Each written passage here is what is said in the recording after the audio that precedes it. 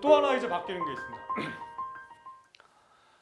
이 마르크스는 자본론에서 자본가에 대해서 얘기를 해요. 자본에 대해서 얘기를 하고 캐피탈에 대해서 끊임없이 얘기를 합니다.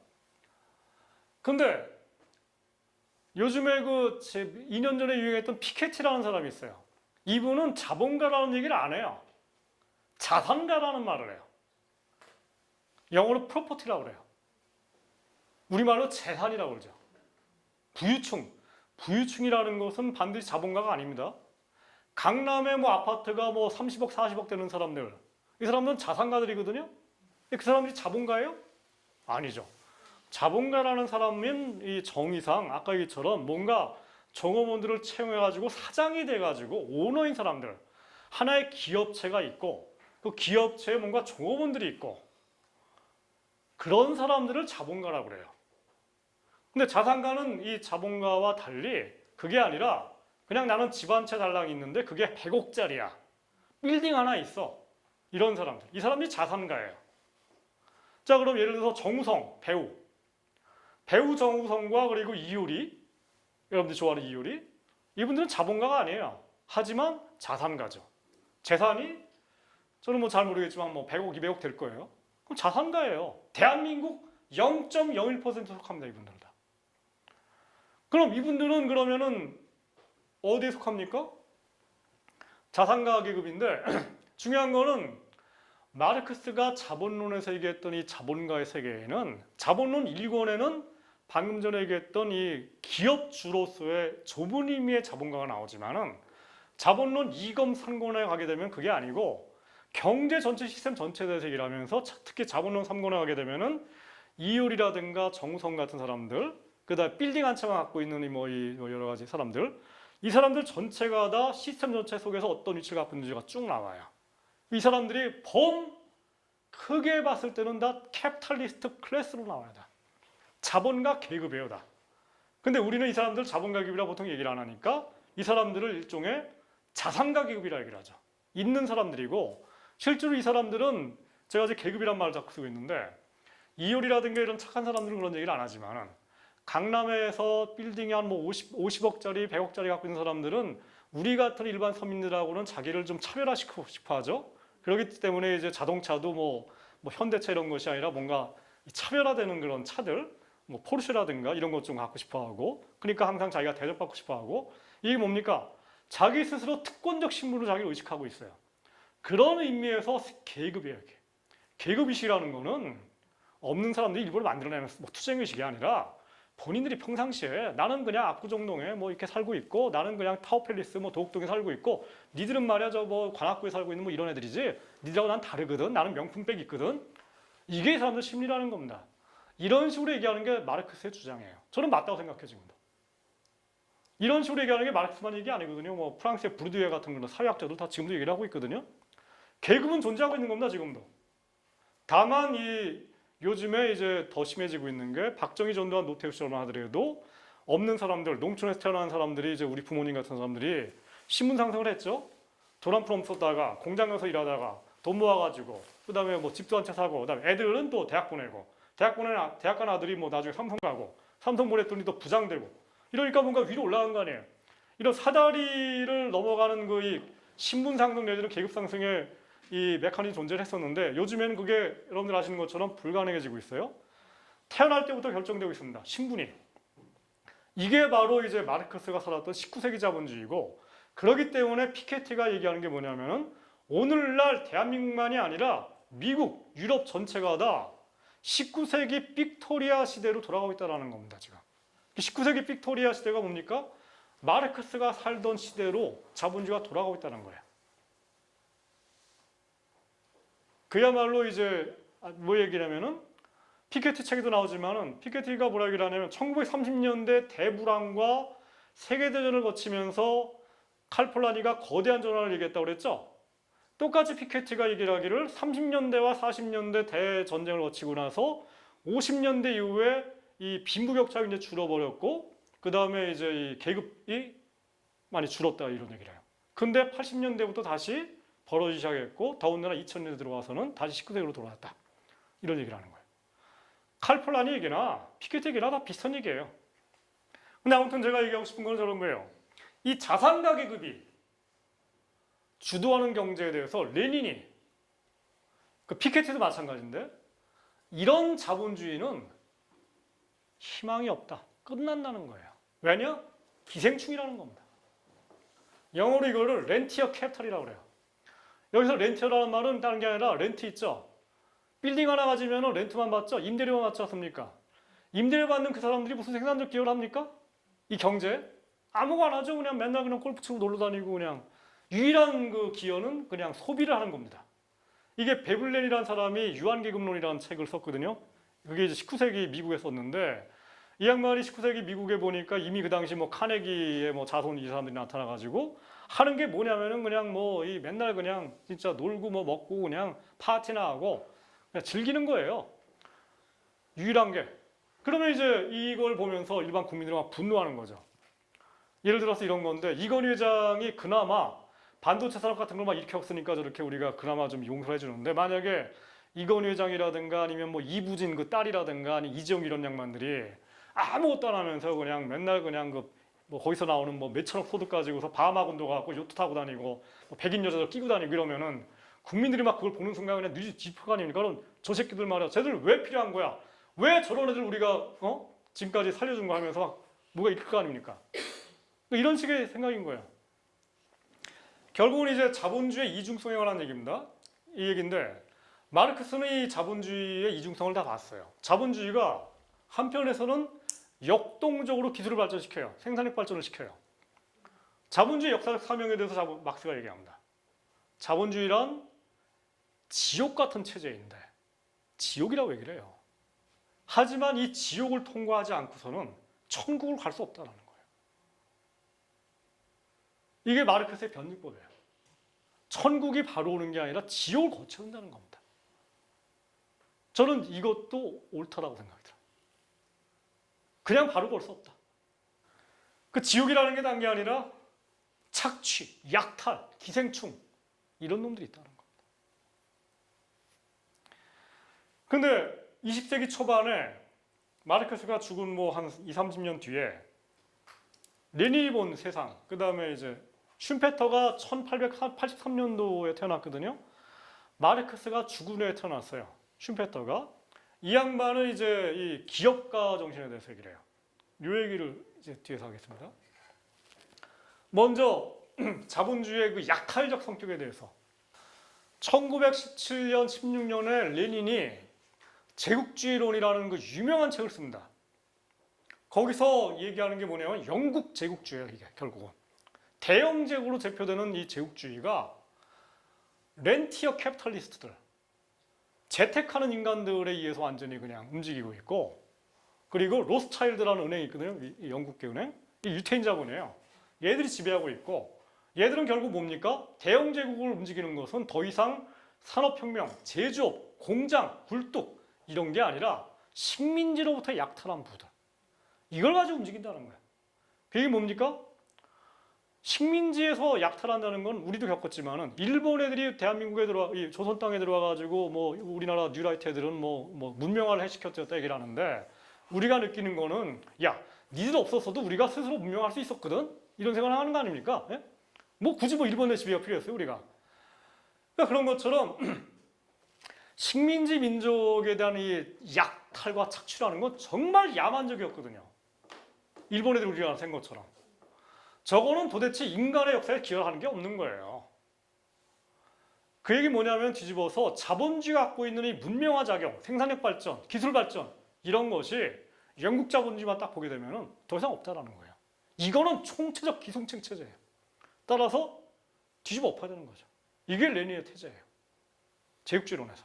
저는 이것도 맞다고 생각하는 거예요.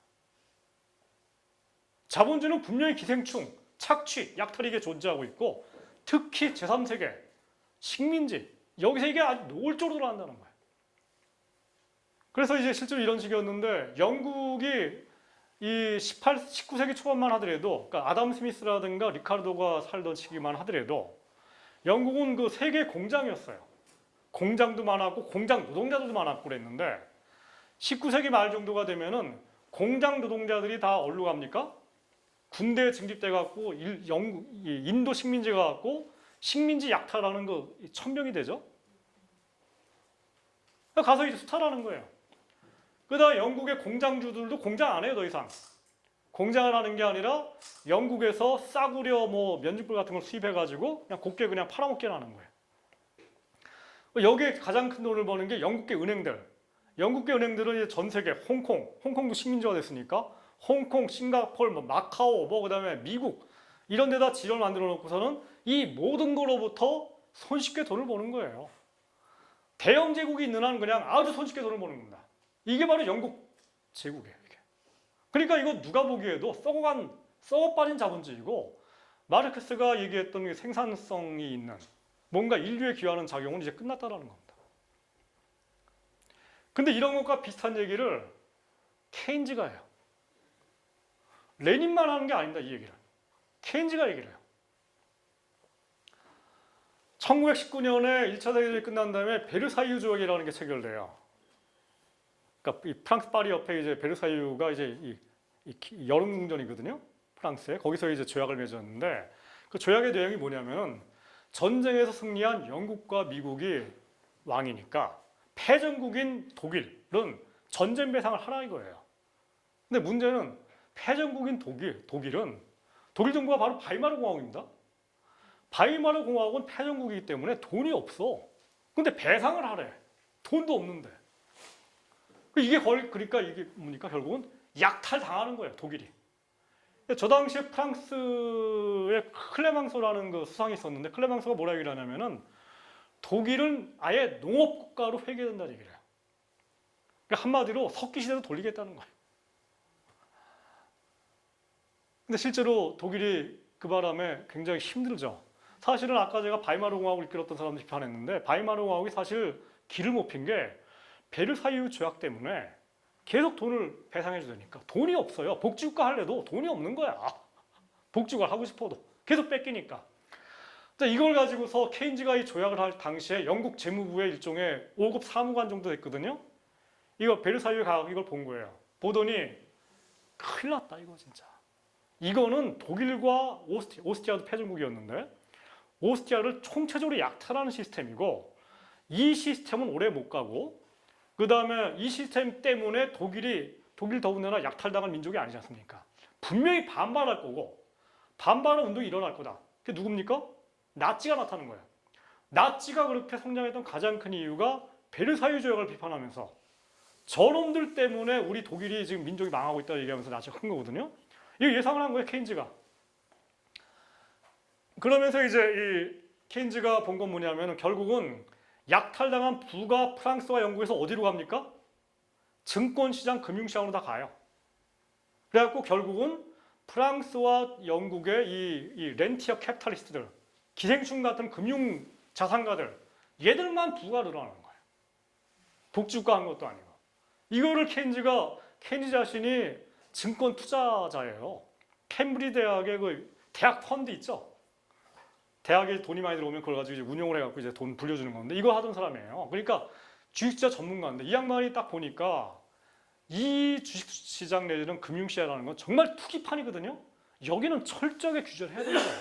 이 양반이 보기에도. 근데 이걸 안 하니까 문제인데 그래서 그러다가 이제 대공황이 터지니까 이 양반이 보니까 안 되겠으니까 주식시장이라든가 금융시장 같은 경우는 투기적 시장이기 때문에 규제를 해야 된다 저거를.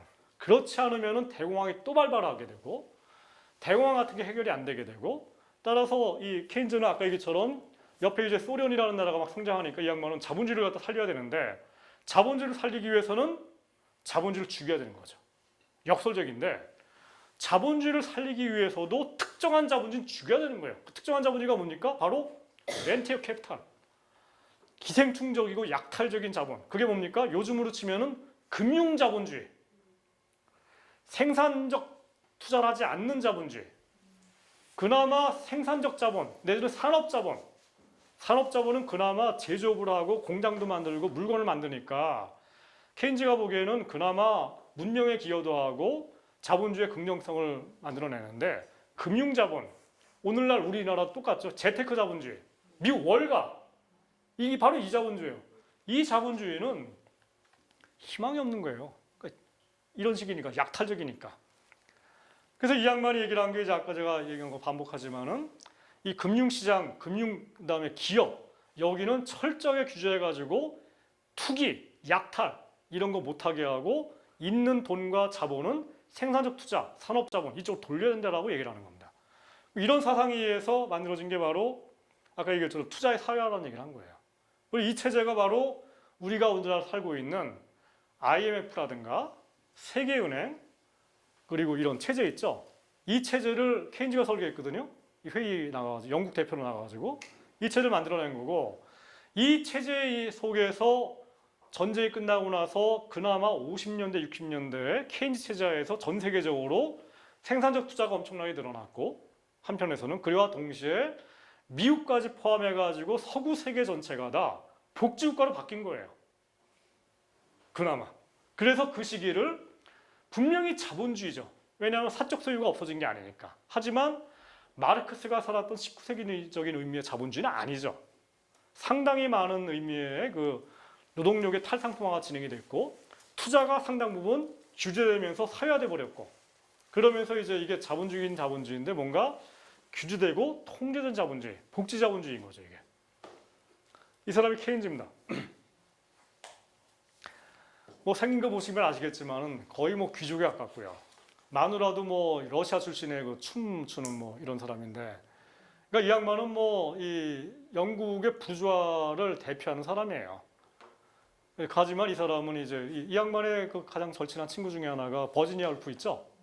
아시죠? 버지니아 울프도 이제 같은 멤버요, 같이 노는 멤버였어요. 그다음에 굉장히 자유로운 정신의 소유자여가지고 이제 동성애자, 남자랑 이제 사랑하던 그런 정력도 있고, 물론 이제 그 춤추는 마누라를 만난 다음에 이제 중지했지만은 그런 사람이고. 여기 나온 단어가 이겁니다. The market can stay irrational longer than you can stay relevant. 이게 뭐냐면은 시장이 굉장히 비합리적이라는 겁니다. 시장 경제라는 게 그렇게 합리적이지 않다는 거예요. 시장 경제가 합리적이라는 얘기를 누가 했냐면은 아담 스미스, 리카르도, 그 다음에 뭐 가령 존 로크 이런 사람들이 다 얘기를 했거든요. 그게 이제 우리나라에서 얘기하는 우리나라의 자유주의적 진보 그리고 자유주의적 보수 양쪽은 다 지금도 시장은 합리적이라고 얘기를 하거든요. 따라서 국가는 손을 떼라 이렇게 얘기를 해요. 하지만 이 양반이 봤을 때는 시장 경제는 그렇게 합리적이지 않고 효율적이지 않다는 겁니다. 그리고 여기 나오는 것처럼 두 번째, 자본주의라는 거는 놀랄 만큼 참 엉터리 같은 믿음이다. 뭐냐면은 가장 사악한 인간이 가장 사악한 일들을 한다. 그거를 또 더군다나 모든 인간을 한다는 그런 명분으로. 자, 이 정도로 케인즈가 실제로는 결과적으로는 자본주의를 구해낸 건데, 하지만 이 양반은 시장 경제에 대한 믿음도 없었고, 왜냐면 자기가 본 게 대공황이니까. 자본주의라는 것도 굉장히 사악한 체제로 저기 갈 수가 있다는 것을 인지한 사람이라는 거예요. 그런 의미에서 레닌과 케인즈는 상통하고 있는 거고, 아까 얘기했지만 케인즈와 빅포스 스웨덴 3인당은 거의 같은 선상에 있는 거거든요. 비슷한 얘기를 하는 거죠. 그러니까 스웨덴 3인당도 집권한 시기에 이제 아까 얘기처럼 뭐 이 투자를 사회화시킨 거 아닙니까? 말하자면은 발렌벨이라고 하는 그 스웨덴판 재벌과 협업을 하면서 이 발렌벨이라는 그 이 재벌들이 쓸데없는 그 이 가령 투기라든가 아니면 약탈이라든가 이런 것들은 못하고 오로지 생산적인 일자리가 만들어지는 투자, 기술 발전이 되는 투자 이쪽만 하게끔 허용을 한 거거든요. 나머지는 다 금지시켜버린 거거든요. 그런 의미에서 케인즈의 정신과 일맥상통하는 게 있는 거죠. 지금까지 얘기한 건 자본주의 약탈, 뭐 기생충 이런 건데 다른 측면을 얘기를 할게요. 19세기 말 20세기 초에 독일과 미국이라는 두 나라가 중심이 돼가지고 2차 산업혁명이라는 게 나타납니다. 뭐냐면은 미국의 포드 자동차, 미국의 자동차가 나타나요. 포드 자동차가 자동차를 만든 게 한 1890년대거든요. 거의 같은 시기에 독일의 벤츠가 사람 이름이에요. 벤츠가 자동차를 만들어요. 그리고 에디슨이 전기 발전기를 만들었거든요. 그러니까 이런 전등 이런 거. 이거를 세계 최초로 만든 게 에디슨이잖아요. 이게 이제 1890년대예요. 영국이 아니라 미국입니다. 그리고 에디슨이 만든 전기회사의 후신이 오늘날의 제너럴 일렉트릭이라는 회사가 있어요. 미국에. 뭐 냉장고도 만들고 제트 엔진 만드는 이 회사예요. 그게 에디슨 전기가 원래 모토예요. 미국의 이제 포드라든가 에디슨, 그 다음에 독일의 벤츠, 그리고 지멘스라는 회사가 있습니다. 독일의 지멘스가 이제 이 독일에서 발전기 만들고 이런 회사인데 미국으로 치면 이제 에디슨 전기랑 비슷한 회사예요. 이것도 역시 1880년대, 90년대 일어난 회사입니다. 재미있는 거는 독일과 미국이라는 거예요. 그리고 거의 같은 시기에 일본이라는 나라가 1870년대에 메이지 쉰이라는 걸 거치면서 10년, 20년 만에 급속하게 이른바 압축적 공업화를 해요. 이거를 모방한 게 박정희의 압축적 성장이었어요. 중화공업화였어요. 그래서 그 당시에 일본, 이태리, 체코, 러시아 같은 나라들이 이 자본주의적 공업화를 진행을 합니다. 근데 이게 제가 이 얘기 하냐면은 방금 전에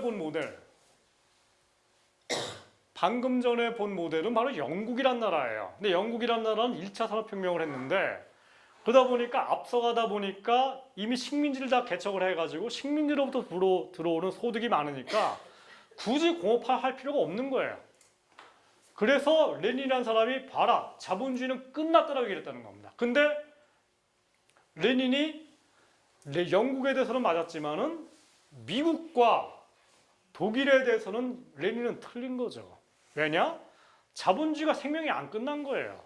에디슨 전기, 헨리 포드, 벤츠 자동차, 여기가 다시 공업을 일으키고 영국에서 나타나지 않았던 새로운 공업을 일으키고 2차 산업혁명이 일어나는 거 아닙니까? 근데 레닌이 얘기했던 그 제국지론 전체에 영국과 미국, 독일과 미국 얘기가 잘 안 나와요.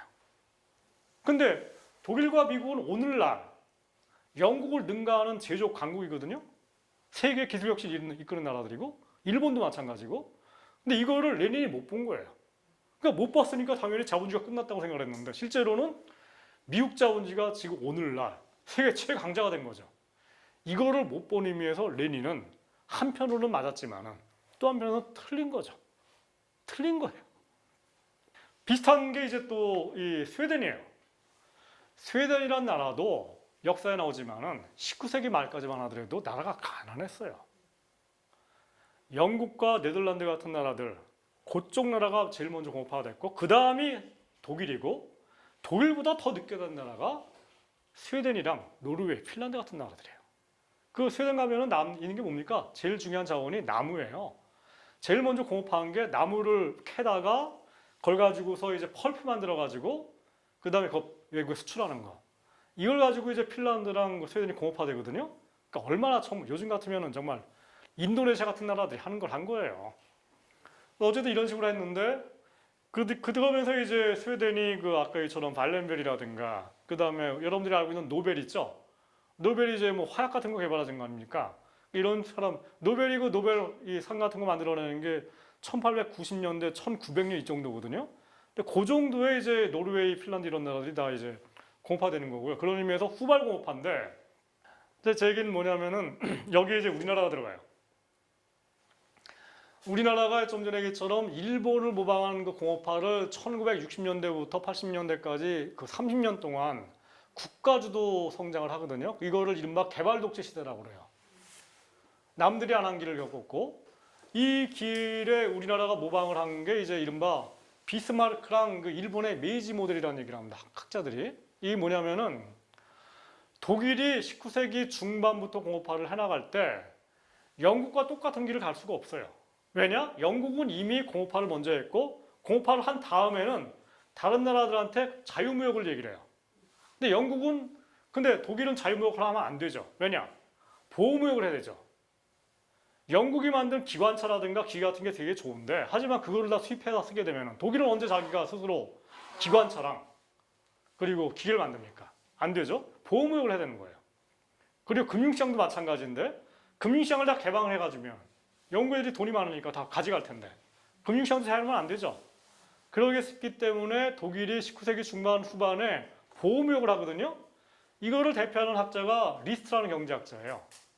그 리스트라는 경제학자를 오늘날 가장 숭상하면서 얘기하는 사람이 저랑 같이 책을 쓴 장하준 교수입니다. 오늘날 보호무역의 필요성에 대해서 얘기하는 사람이. 실제로 독일만 그랬던 것이 아니라 핀란드도 마찬가지였고 스웨덴도 마찬가지였고 일정 정도의 보호무역은 다 했어요. 후발공업국이기 때문에. 그래서 일본도 마찬가지였고. 그래서 이 비스마르크 메이지 모델이라는 게 뭐냐면은 후발공업화를 한 나라들은 보호무역을 해야 되기 때문에 보호무역은 누가 합니까? 시장이 아니라 국가가 하는 거죠. 국가 역할이 강할 수밖에 없어요. 시장 역할이 아니라. 그리고 후발공업국일수록 중소기업이 아니라 대기업이 큰 역할을 합니다. 왜냐? 예를 들어 가지고 배를 만든다.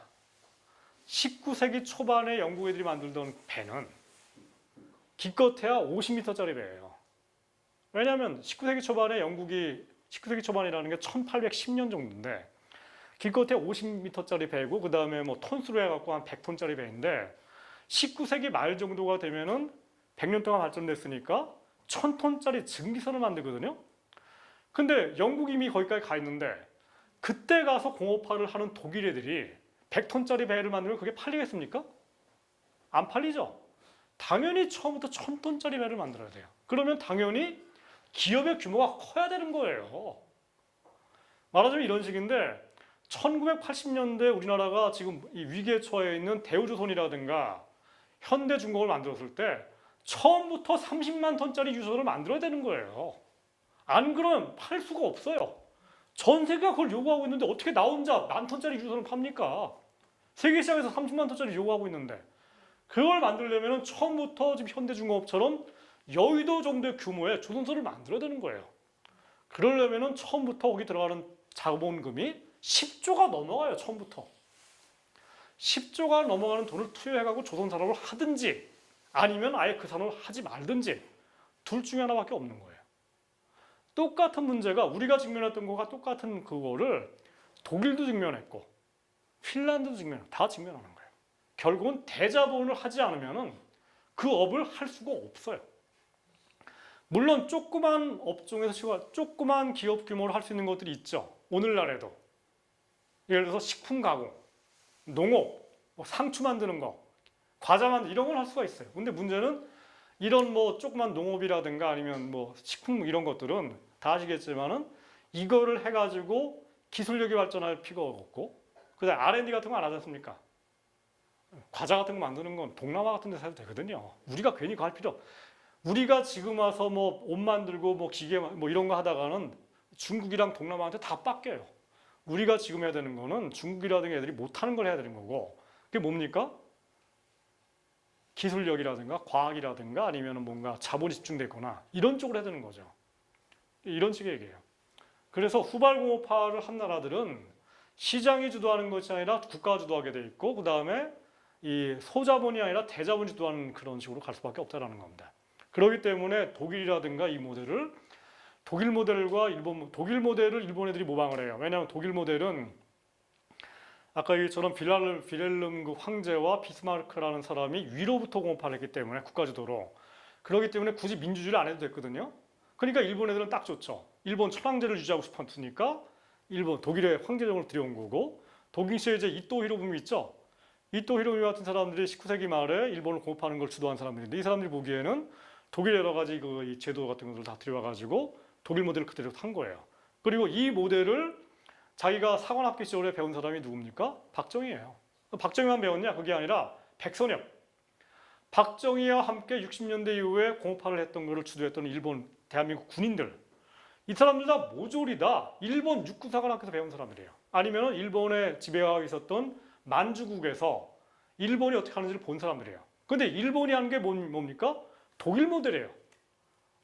독일 모델이라는 거는 상당 정도의 이 보호무역, 국가주도, 대기업주도 이런 식으로 한 거고 그렇기 때문에 일본 같은 경우에도 우리나라에 있는 재벌들처럼 미쓰비시 같은 그런 기업 집단 이런 것들이 있는 거죠. 그리고 그러니까 이렇게 얘기를 하니까 이제 이 독일이라든가 일본 같은 나라들은 어쨌든 간에 복지국가가 아니냐 아니지 않느냐 이런 얘기를 하는데 웬만 다른 얘기를 하죠. 오스트리아가 있어요. 오스트리아가 아까 얘기처럼 독일 모델의 나라예요. 저것도 독일이나 오스트리아나 전부 다 독일말 쓰는 거 똑같고 원래 다 한 나라였어요. 다. 그리고 히틀러가 원래 오스트리아 사람이지 않습니까? 그리고 제가 아까 얘기했던 뭐 힐퍼딩, 카우츠키 전부 다 오스트리아 사람들이에요. 다. 근데 이 오스트리아가 이 나라가 전쟁이 끝나고 나서 이 사회민주당이 집권을 해요. 그래갖고 오스트리아가 이 독일보다도 오히려 더 복지가 더 발전된 나라입니다. 독일은 이제 전후에 아데나우어 수상이 집권하고 나서 기민당이 오래 집권한 나라고 지금도 마찬가지인데 독일은 사회민주당이 집권한 적이 별로 없어요. 한 10년밖에 안 돼요. 다 합쳐갖고 한 15년 정도가 될까? 이 전쟁 끝나고 나서 지금까지. 거기에 비해서 오스트리아 같은 경우에는 사회민주당이 집권한 기간이 공동 연정까지 합치게 되면 거의 뭐 절반이 넘는 정도이니까 복지가 훨씬 더 발전된 나라인데 근데 저 나라 경우에도 이 기업의 투자 정책이라든가 금융시장이라든가 이런 경우에는 우리나라와 비슷한 게 많아요. 말하자면 국가 주도로 많이 했습니다. 똑같이 핀란드도 비슷해요. 핀란드가 1917년에 러시아로부터 독립하거든요. 독립하자마자는 그 당시 무슨 뭐 이 좌파들이 다 몰살당해요. 핀란드가 독립하는 과정에서 핀란드 일종의 민족주의 정당이 집권을 해가지고 이게 일종의 약간 나치 비슷한데, 그러니까 극우파 민족주의자들이에요. 이게 집권하면서 이 소련 편을 들었던 이 핀란드 공산당 이쪽을 다 죽여버려요. 그러면서 반공법 같은 걸 만들어가지고 공산주의자와 연관된 사람들은 연좌제까지 만들어가지고 뭐 공직에 출마도 못하게 하고 이런 까지 만드는데 이러다가 이제 2차 대전 때는 핀란드가 아예 나치 편을 들죠. 아시죠? 유명한 사건인데 나치 편을 들었다가 이제 또 나중에 소련한테 침공당하죠. 나치가 또 물러나니까. 그랬다가 이제 전쟁 끝나고 나서 어떻게 해가지고 간신히 스탈린의 침공을 면해가지고 핀란드가 독립국을 유지하는데 하지만 이제 65년 전쟁 끝나고 나서 무려 20년 뒤에 핀란드에서 3인당이 집권해요. 그리고 나서 스웨덴처럼 복지국가를 그때부터 시작을 합니다. 원래 핀란드가 복지국가가 아니었어요. 그러니까 이게 우파 민족주의적인 나라였기 때문에.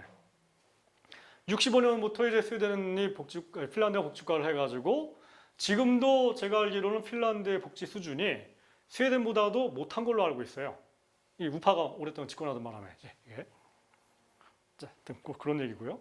일단 제 얘기는 뭐냐면은 어떤 사람들이 이런 얘기를 하더라고요. 우리나라 같은 경우에는 뭔가 아까 얘기처럼 뭐 박정희식의 모델 이런 것들이 남아있기 때문에 이런 것들을 완전히 쓸어버리는 뭔가 자유주의적 개혁. 자유주의적 개혁이 뭡니까? 아담 스미스적인 개혁. 이런 것들을 먼저 하지 않게 되면은 그 다음 단계라고 할 수 있는 복지국가 할 수가 없다 이런 얘기를 하는 사람들이 우리나라에 많아요. 특히 야당 쪽에. 그럼 그게 뭡니까? 1단계가 뭡니까? 그게 바로 재벌개혁, 경제민주화 이런 거예요. 그러니까 재벌개혁을 제대로 하지 않으면은 그 다음 단계 복지국가 같은 거는 다 밑반죽에 물 붓기라는 얘기입니다. 이런 얘기를 하는 분들이 이제 정운찬 교수, 장하성 교수, 그 다음에 뭐 이병천 뭐 이런 분들, 뭐 여러분들이 아시는 그 유명한 경제학자들 다 이런 식으로 얘기를 하는 거예요. 그리기 때문에 지난 2012년 선거 때 문재인 대통령 후보와 안철수 후보가 복지국가 아젠다를 앞에 내세우는 게 아니라 재벌개혁 아젠다들, 뭐 금산분리라든가 출총제라든가 이런 것들을 뭐 내세우면서 내가 집권하면은 뭐 박근혜와 같은 그런 가짜 경제민주화가 아니라 내가 집권하면은 진짜 경제민주화를 하겠다라는 거를 주 슬로건에 내세웠죠. 그러면서 뭐 건강보험제도라든가 뭐 이런 얘기는 뒤로 다 빼버리고 아시죠? 다 이게 다 우연적인 사건이 아니라 이런 사상 때문에 나온 거예요.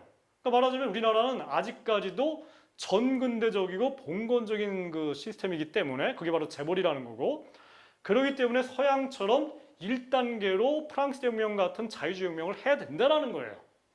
그걸 거치지 않으면 2단계라고 할 수 있는 복지국가 내지는 사회민주당이 했던 것 같은 거를 할 수 없다라는 얘기입니다. 이 얘기는. 제 생각에 이게 엉터리라는 얘기인 게 19세기의 유럽이 아까 얘기처럼 상속세가 없었기 때문에 했던 것처럼 우리나라가 지금 직면하고 있는 재벌 문제조차도 저게 전근대적인 봉건적인 문제가 아니라 자본주의라는 문제라는 거죠. 저 문제를 해결하기 위해서 제가 볼 때는 가장 중요한 게 복지국가를 만드는 거고 그것도 당장 그리고 경제민주화도 재벌개혁, 공정거래법 이런 것이 아니라 노자관계를 민주화하는 아까 얘기처럼 스웨덴 3인당이라든가 독일 3인당이 했던 서구적인 의미의 산업민주주의 내지는 노자관계 민주주의를 중심으로 하는 그런 경제민주화를 지금 당장 해야 된다는 겁니다. 그러지 않게 되면 일반 서민들이 저 양반들은 뭔 소리 하는지를 일단 이해를 못한다는 거예요. 출총제를 누가 알아요? 금산분리를 누가 알아요? 거기에 감동해가지고 떠들 사람이 누가 있습니까? 안 되죠. 30년대 대공황이 터진 거를 놓고서 이제 여기 만평이 있는 거예요. 여기에 대해서 각 해법이 다 달라요. 이 사람이 아담 스미스고요, 칼 마르크스고요, 슌페터고요, 케인즈예요. 해법이 다 다릅니다. 이 중에서 대공황이 터졌음에도 불구하고 정부는 개입하지 말아야 되고 복지도 줄여야 되고 공무원들도 잘라야 되고 이런 식으로 얘기하는 사람들이 있습니다. 누굴까요? 아담 스미스와 슌페터예요. 슌페터는 기업가 정신에 대해서 얘기를 했어요. 기업가 정신이라는 건 이제 자본주의가 혁신적이고 역동적이고 뭐 안철수 같은 사람들, 뭐 벤처기업들 이런 걸 강조하는 사람들인데 이런 식으로 얘기하는 사람들이 흔히 자유주의자들이에요. 그래서 전경련도 좋아하고 그 다음에 이제 안철수 좋아하고 안철수 정당 이런 사람들이다. 거기에 비해서 이제 이 대공황이 터졌기 때문에 마르크스는 어떻게 얘기합니까? 아 그래? 그러면은 내가 얘기했던 해법대로 해. 다 국유화시켜버려. 소련처럼 가. 이렇게 얘기하는 거예요. 케인즈는 이제 다 다르죠. 국유화하지도 말고 다만 투자를 사회화시킵시다. 국가가 투자합시다. 국가가 공공사업합시다. 그리고 빅보스 같은 경우는 국가가 복지를 늘립시다. 라고 얘기를 하는 거예요. 다르죠. 슌페터에 대해서 얘기를 할게요. 슌페터. 이 양반이 얘기하는 게 우리나라의 이 진보 쪽에도 영향을 많이 미쳐요. 아까 얘기처럼 안철수. 벤처기업가 아닙니까? 그거 아니었으면 그 양반이 대통령 후보가 되겠어요? 그죠? 그 뭐 삼성 동물원 때문에 우리 벤처기업들이 죽어나간다. 재벌대 벤처기업. 이렇게 얘기를 하고. 그 다음에 이 양반 IT지 않았습니까? 벤처기업, 이 양반이 아니라 안철수가. 안철수와 동시에 뜬 사람이 있었죠. 스티븐 잡스. 미국에. 그 다음에 애플 대 삼성. 애플 바들은 이제 안철수를 좋아하고 스티븐 잡스를 좋아하고 뭐 우리나라 그런 얘기도 많았어요. 요즘엔 많이 줄었지만은. 이런 식의 구도인 거예요. 자, 이런 식으로 구도로 가는 한 그런 사람들의 머릿속에는 자동적으로 슌페터가 들어갑니다. 그러면. 슌페터는 아까 얘기처럼 시장 자본주의를 가장 찬양하는 사람이에요. 여기 이제 내용이 뭐냐면은 결국은 이제 슌페터의 가장 중요한 단어가 창조적 파괴라는 단어예요. 이 애플이라는 데가 이제 이 스마트폰을 처음 만들었죠. 10년 전에. 그래가지고 이제 만들어냈을 때 그 당시만 해도 우리 폴더폰 아니었습니까? 핸드폰으로 인터넷 못했잖아요. 근데 애플이 갑자기 딱 나타나가지고 기존의 그 핸드폰 시장을 다 싹쓸이 해가지고 창조적으로 핸드폰을 만들어내면서 파괴를 하죠. 파괴가 당한 데들이 있어요. 누가 죽었습니까? 노키아가 죽어버렸어요. 노키아가 그 당시까지만 하더라도 전 세계적으로 핸드폰, 폴더폰 1등이었는데 애플한테 그냥 뭐 당해가지고 5년 만에 그냥 파산해. 지금 뭐 요즘에 다 그냥 핸드폰 사고 아예 안 해요. 그 다음에 이제 가령 펜텍, 우리나라. 펜텍도 그냥 다 죽어버렸죠. 펜텍에 납품하던 중소벤처기업들 다 죽어버렸죠. 파괴를 당하는 거예요. 근데 소비자들은 좋죠, 이게. 이게 바로 자본주의의 혁신적이고 능동적이고 이런 측면들. 그러니까 제가 보기엔 여전히 저도 부인할 수가 없는. 그러니까 우리 역시 다 이런 측면은 우리가 죽이면 안 되는 거죠. 우리가 비록 자본주의를 비판하지만은 자본주의가 만들어내는 새로운 산업, 새로운 기술, 혁신적인 산업, 벤처기업 이런 것들은 설령 여기 있는 분들이 대통령이 국회의원이 된다 하더라도 살려야 되는 거죠. 제가 안철수를 비판했지만은 안철수라는 사람이 갖고 있는 사상을 비판한 거지 안철수 같은 사람들이 많이 나타낸다는 거. 이거는 저는 긍정하는 거예요. 그런 의미에서 슌페터가 다 틀린 게 아니라 슌페터가 얘기하는 측면 내지는 차원이 있다는 겁니다. 제가 차원이라는 얘기를 했는데 제가 이제 제 말을 듣다 보면은 저는 이렇게 생각해요. 마르크스도 맞아. 슌페터도 맞아. 빅포스도 맞아. 케인즈도 맞아. 다 맞아.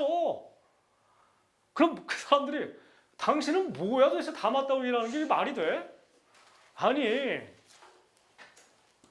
여러분들 그 어렸을 때 뭐 3차원이라는 거 이런 거 배웠죠?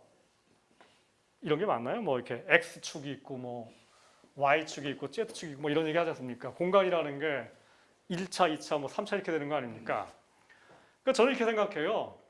우리가 살고 있는 세상, 특히 경제, 사회 이런 시스템이라는 게 차원이 여러 개 있는 것 같아요. 어떤 차원에서는 마르크스가 맞아.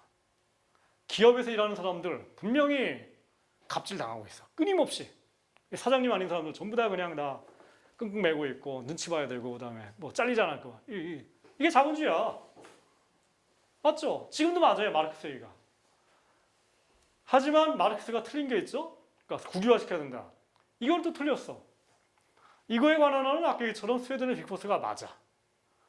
근데 빅보스 자신은 뭐 이런 혁신적 뭐 기업가 그다음에 창조력 파괴 이런 얘기 안 하거든요. 왜냐? 굳이 뭐 자기가 얘기 안 해도 슈페터가 얘기했으니까 그걸 그냥 받아들이면 되니까.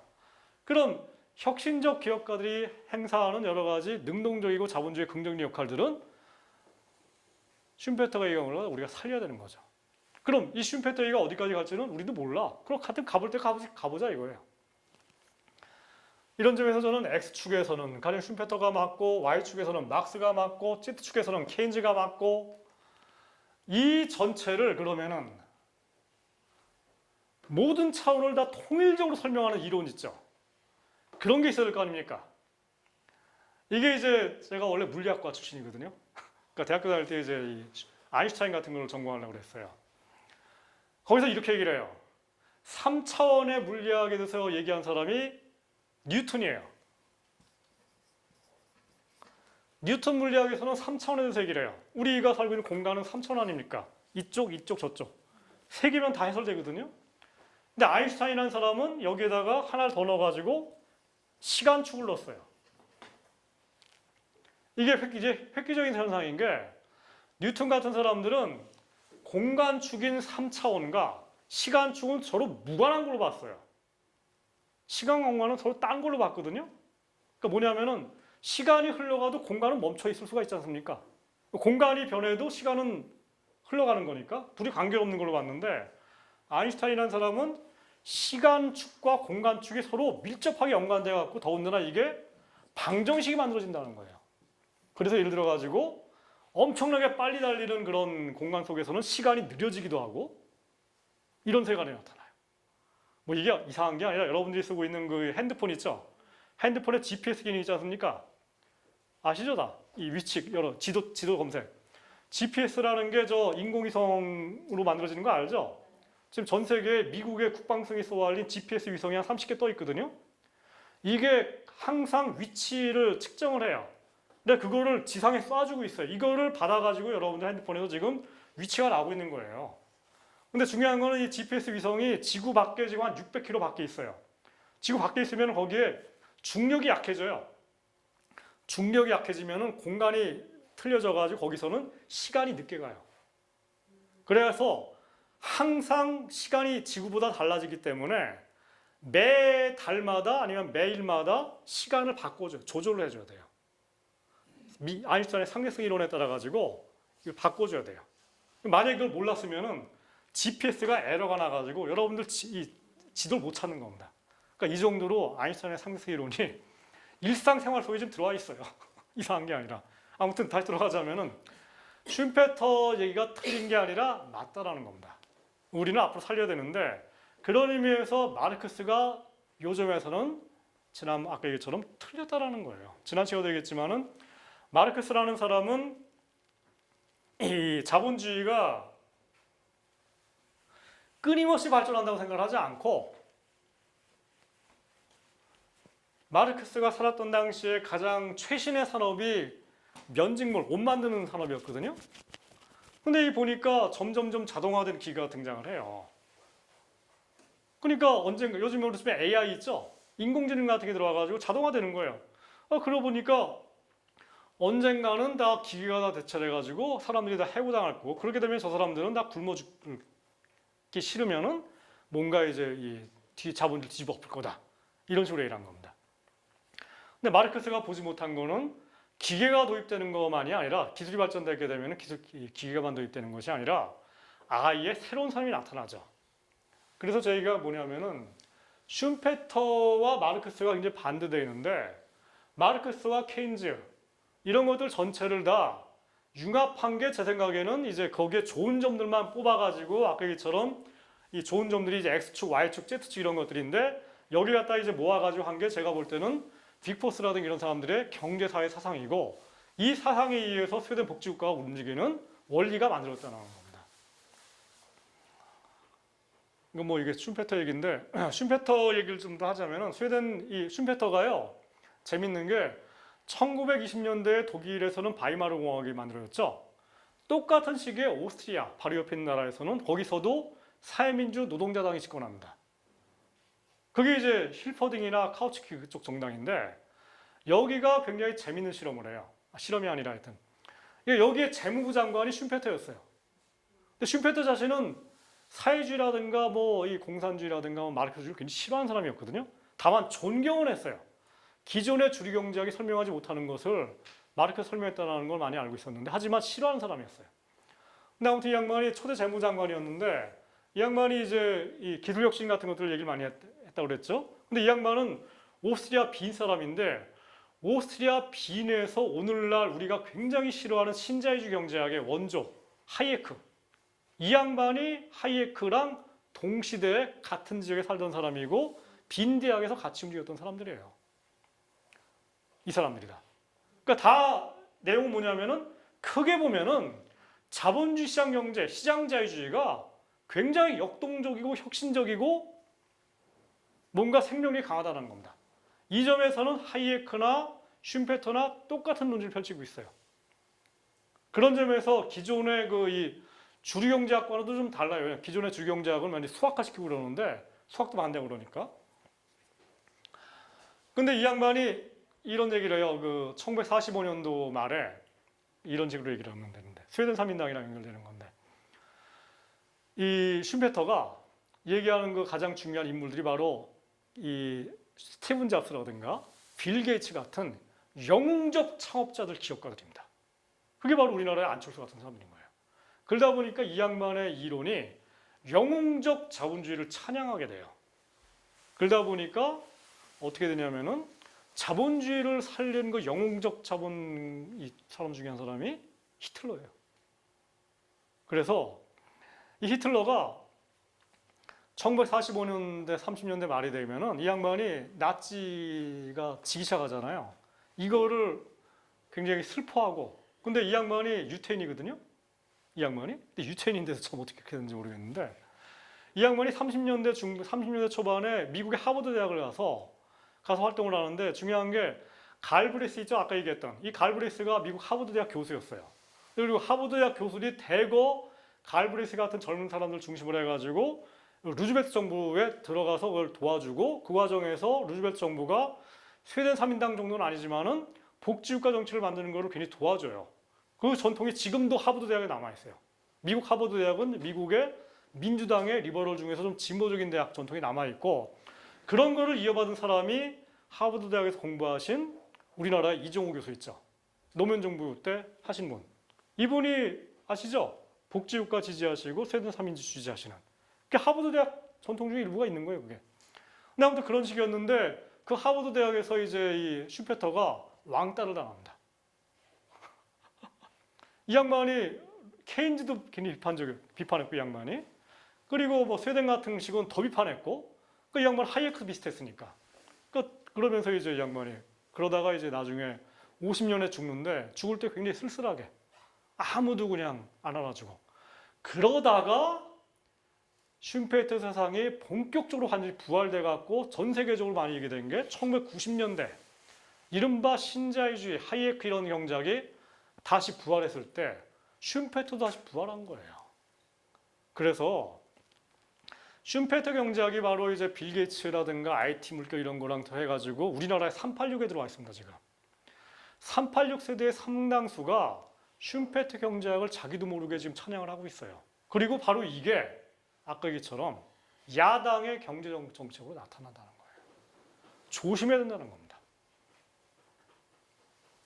근데 하나 더 얘기할 거는 슌페터가 이제 이런 얘기를 하는데 이 대기업 내지는 이 슌페터는 아까 얘기처럼 영웅적인 그 기업가들 그게 누굽니까? 벤츠, 에디슨 개인이고 발명가고 엄청난 혁신을 한 사람들이에요. 이 사람들이 바로 슌페터가 생각하는 영웅적 자본주의자들이에요. 근데 슌페터가 보니까 1920년대, 30년대부터 미국의 포드라든가 뭐 제너럴 일렉트릭이라든가 이런 회사에서 개인적인 발명가들이 발명을 하는 게 아니라 대학을 나온 이공계 대학을 나온 사람들을 대거 채용해가지고 1000명, 2000명짜리 연구소를 만들어가지고 여기서 특허, 발명이 일어나요. 그러다 보니까 슈페터가 얘기했던 그 영웅적 자본가는 없어져 버려. 그러니까 슈페터가 야, 드디어 자본주의는 끝났다. 앞으로 사회주의라는 것이 나타나는 것은 불가피한가 보다. 라고 하는 책을 씁니다. 그 책이 이제 번역된 이름이 자본주의, 사회주의, 민주주의라는 책이에요. 그 책 보면은 사회주의는 불가피하다는 얘기를 해요. 근데 이제 그거를 너무나 자기는 못마땅해. 근데 어쩔 수 없을 것 같아. 나 세대 형제는 이거 못 볼 것 같아 하면서 죽어요, 이 양반. 근데 여기서 이 얘기를 하자면은 스웨덴 3인당이 한 거 중에 하나가 저거죠. 지식기반 사회, 숙련 노동자. 독일 3인당도 마찬가지고 스웨덴 3인당이 집권하기도 마찬가지고 3인당이 집권하기 전에 이 스웨덴 노동자들은 대부분 다 이른바 비정규직이었어요. 다. 당연히 숙련도 없고 기능도 없고 기술도 없는 사람들이죠. 그런데 이런 사람들을 여러분들 아시다시피 스웨덴 같은 경우에 고등학교에서도 기능을 가르치고 그죠? 그 다음에 이 원하게 되면은 다 무료니까 원하면은 폴리테크닉 같은 그런 2년제 대학이라든가 4년 대학을 누구나 갑니다. 그러면은 직업 생활 한 10년 정도 하게 되면은 우리나라 노동자들보다 훨씬 더 기능과 숙련 수준이 높아요. 아시겠죠? 그러니까 이런 과정에서 사실은 이런 사람들이 오늘날 우리가 알고 있는 이 볼보라든가 아니면 사프라든가 이런 그 자동차를 만들고 있고 이런 자동차를 만든다는 거는 이 양반들이 그냥 일반 마르크스가 봤던 그 19세기 노동자들처럼 아무런 기능도 없고 지식도 없고 과학도 모르는 이런 사람들이 아니라 스스로 기술 개선도 할 수 있고 뭔가 여러 가지 경영 판단을 할 수 있고 이런 사람들인 거죠. 그러면 이런 정도의 능력 있는 사람들은 당연히 경영에 참가해야 되는 거죠. 왜냐? 이 양반들이 어떤 경우에는 엔지니어들, 경영자들보다 더 많이 알고 있거든요. 이런 사람들 배제하고서는 기업이 안 굴러가는 거예요. 당연히 그러면 이 사람들이 기업의 주인 역할을 공동으로 할 수가 있다는 거죠. 그래서 제게 뭐냐면은 슈페터라는 사람은 기술 혁신 같은 그 위대한 혁신을 오로지 영웅적 자본가들만 하는 것처럼 생각을 했는데 그게 아니라 실제로는 현장 노동자들, 여기 계신 분들처럼 실제로 현업에서 일하는 분들, 이분들이 끊임없이 경영 개선을 할 수 있는 머리가 있고 지식이 있고 이렇게 됐고 그렇기 때문에 반드시 영웅적 자본주의 내지는 하이에크가 얘기했던 그 이 시장자유주의 있죠. 이런 것만이 기술혁신을 이루는 것이 아니라 스웨덴 3인주의처럼 이런 식 있죠. 이런 식의 경우에도 기술혁신 이런 것들이 잘 일어난다는 겁니다. 그래서 제 얘기만 뭐 이 얘기하면서 마치죠. 그래서 결국 스웨덴 3인주의가 이제 얘기를 한 거는 크게 봐서는 노동력 시장과 투자는 사회화시켰고 다만 제품 시장은 이제 시장 경쟁에 맡겼다는 거예요. 그런 과정에서 슈페터가 여기를 굉장히 강조한 건데 하지만 이것도 역시 영웅적인 그 기업가들 내지는 자본가들만이 기술혁신 내지는 숙련하는 것이 아니라 노동자들, 일하는 사람들도 역시 기술 개선할 수 있는 숙련과 지식을 가지고 있는 이런 사람을 키워냈다는 거고 그래서 이 적극적 노동시장 정책이라 하죠. 실업자들한테 실업수당만 주는 것이 아니라 이 사람들한테 직업 재교육을 시켜가지고 보다 더 나은 기능을 갖게 하는 거. 이게 스웨덴 3인당이 세계 최초로 발명한 거거든요. 직업재훈련 같은 거. 그리고 그와 동시에 산업 고도화를 시키는 국가가 예를 들어서 R&D 정책을 펼치는 거. 대기업 변칙하는 거. 이런 것들이 이게 우리나라한테 지금 의미가 있는 게 바로 지금 뭐 아까 얘기했던 울산이라든가 창원 같은 데서 지금 많은 사람들이 해고하고 잘리고 이렇게 되는데 이 사람들한테 이제 실업수당을 줘가지고 다만 먹고 사는 것만 보장할 것이 아니라 어차피 앞으로 이 조선업이 상당히 많이 붕괴될 거예요. 그러면 새로운 산업, 새로운 일자리를 창출해야 되는 겁니다. 근데 이거를 아무도 안 해요. 아무도 안 한다는 얘기는 사적 자본들이 스스로 안 하는 거예요. 일자리 창출을. 그럼 누가 해야 됩니까? 국가가 해야 되는 거죠. 울산시가 하고 경상남도가 하고 중앙정부가 해야 되는 거고 이거를 보수정부가 안 한다. 그럼 정권을 교체해야 되는 거죠. 우리가 정권을 맡아가지고 이거를 직접 해야 되는 거고 이 과정에서 관료들한테 맡기는 것이 아니라 시민사회 공동체가 같이 참가를 해야 되는 거고 이 공동체 내에 노동조합, 복지국가운동, 시민사회운동 여기가 공동으로 위원회를 만들어가지고 공동통치권을 만들어낸다는 겁니다. 지금부터 저는 울산, 창원 같은 데를 중심으로 해가지고 이런 새로운 거버넌스 시스템을 준비하고 이 거버넌스 시스템이 어떻게 하면은 슈페터 경제학 그다음에 이런 것들 다 아우르는 종합적인 경제 사상을 가지고서 할 건지를 가지고서 우리가 얘기해 드리는 거고, 이런 종합적인 경제 사상이 제가 보기에는 이 빅포스와 이런 쪽의 사상들 있죠. 이게 제가 볼 때는 마르크스와 슈페터와 뭐 케인즈와 이런 사람들 전체 갖고 있는 긍정적인 면들을 다 빼고 있는 일종의 통일적인 이런 사상이 아닌가 하는 거예요. 오늘 여기까지 마치겠습니다.